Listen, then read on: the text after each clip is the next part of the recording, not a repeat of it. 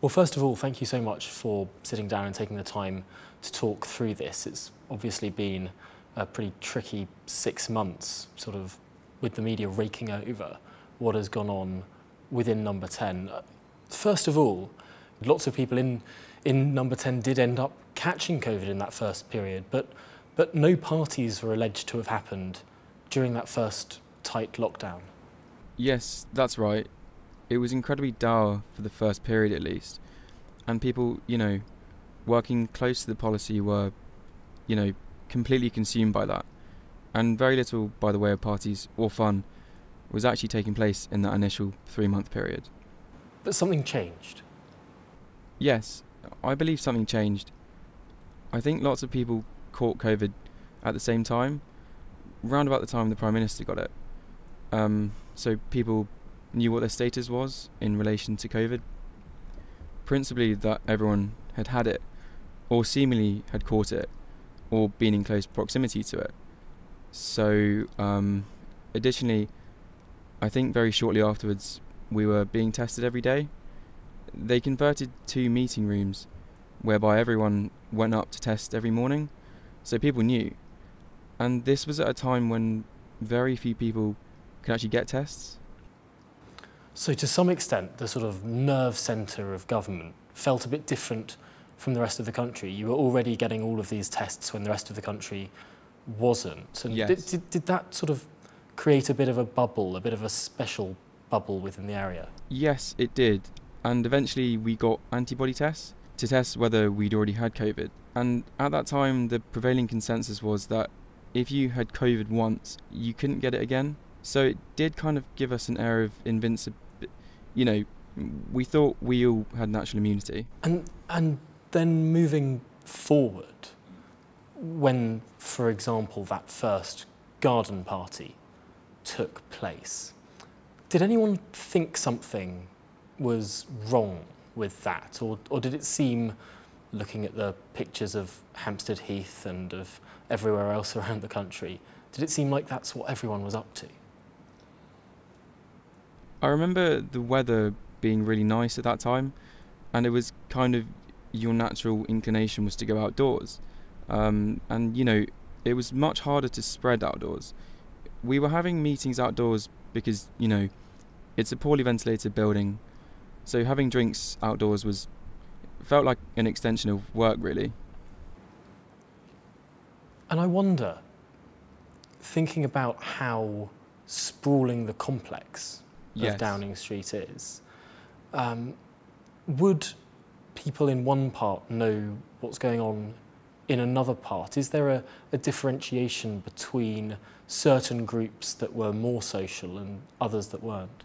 Yeah, very insular, very siloed type of working environment, and the geography doesn't lend itself to kind of transparency, or kind of, it can be quite opaque in terms of, winding corridors, and you don't really have a line of sight into all of the offices. So yeah, there could be a party going on in another part of the building and you could not know. And these events seem to pick up when Britain moved into the tiered system, when that second sort of lighter touch lockdown was imposed. Yes. Were those particular times taken less seriously within Number 10? I think so. Definitely between the first and the second wave. That's when the parties seemed to pick up. Definitely, yeah. Talking about the culture within Number 10, there's been a lot of reporting that the culture is set from the top. Just how many parties, in your view, because there's obviously a contested definition there. Yes. How many parties did the Prime Minister attend? I can't be sure exactly. Probably not many. But I think one of the telling things from the report was that Sue Gray didn't have confidence that those parties covered in the report was an exhaustive list. She does say there could well have been more, and there were. For example, I think when the PM was in hospital, there was a party, or not a party but a gathering in the garden with alcohol, and the PM wasn't in residence, and often these parties were disproportionately on a Friday when the PM goes to Checkers. So that was a gathering that has so far not been reported, that took place in Downing Street's garden with alcohol while the Prime Minister was in hospital, potentially while he was in intensive care. I think he was in the clear at that point, but it was towards the end of the week, and he certainly hadn't been discharged yet. A lot of the fines have gone to more junior members of staff. As far as you know, how have these fines been given out? Has it been fairly regular, fairly predictable? Not as far as I can see. There are people who are shocked to have got one. There are people who are shocked they haven't got one. So I think it seems patchy and ambiguous. There are people who are shocked to not have received a fine. At least 2 that I know. Do you think that people working in Number 10 were more influenced by what was going on outside Number 10, particularly with younger people? We know that the compliance with these rules tended to be lower than the compliance amongst older people. Could that have been a factor? Yes, I think so. Without knowing kind of the demographics and the age profile of those who had got fined definitively, but anecdotally, people in their 20s are more likely to make mistakes. They're more likely, and it was a mistake, by people who I think had clarity around what their own status was in relation to COVID. Through daily testing, the antibody testing that they actually brought into the house, we had to go up and have blood taken, and we got results saying whether we had antibodies or hadn't. And obviously that affects your mindset. I think people all over the country, if they'd had COVID, they feel that potentially, at least in the short term, they're at less risk of not getting it again. To some extent, did Downing Street start to feel like one household unit? Always quite.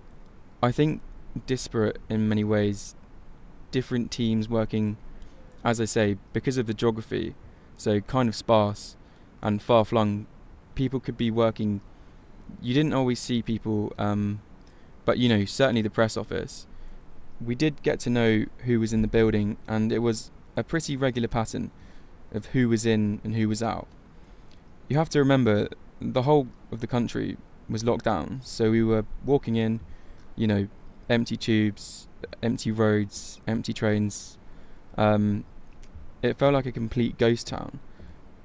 And then you stepped through the front door and saw people.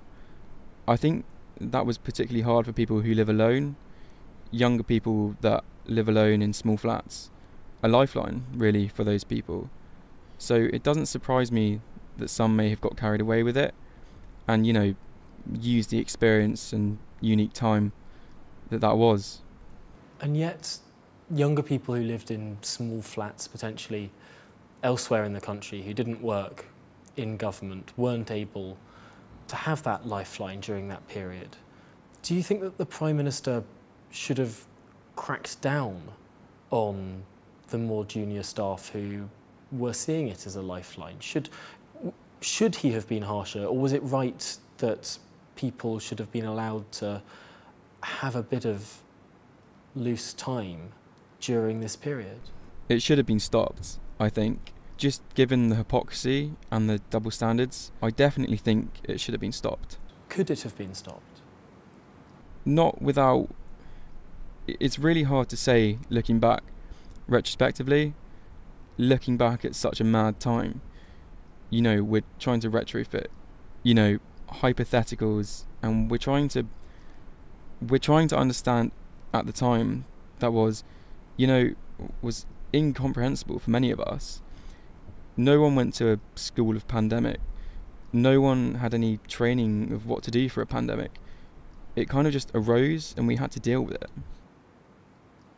Why is it important for the public to see the photograph of Sue Gray singing karaoke? I think it gives a sense of the prevailing culture of the place, and that was how it was pre-pandemic, and it continued into the pandemic, and it shouldn't have continued into the pandemic, but it was something that was there before, and it didn't necessarily arise from the pandemic. We didn't suddenly think everyone else is having a miserable time, we're going to have a great time. That's not how it worked. It just felt that this was sort of a bubble that It felt continued like forward. It felt like it was kind of a bubble, and felt like we'd always had drinks at work. And that was an ingrained organisational culture. That was, at some point someone should have said, we've got to stop doing this, given what's happening in the rest of the country. But it was the norm. It was continuing in the pandemic. So I can understand why, for some people, it felt normal. Sort of as the country froze, Downing Street kept moving in the middle. Yes. Was the Prime Minister surprised by this scandal? I think so. I think he was certainly taken aback to have got a fine for that particular event. Yes, definitely.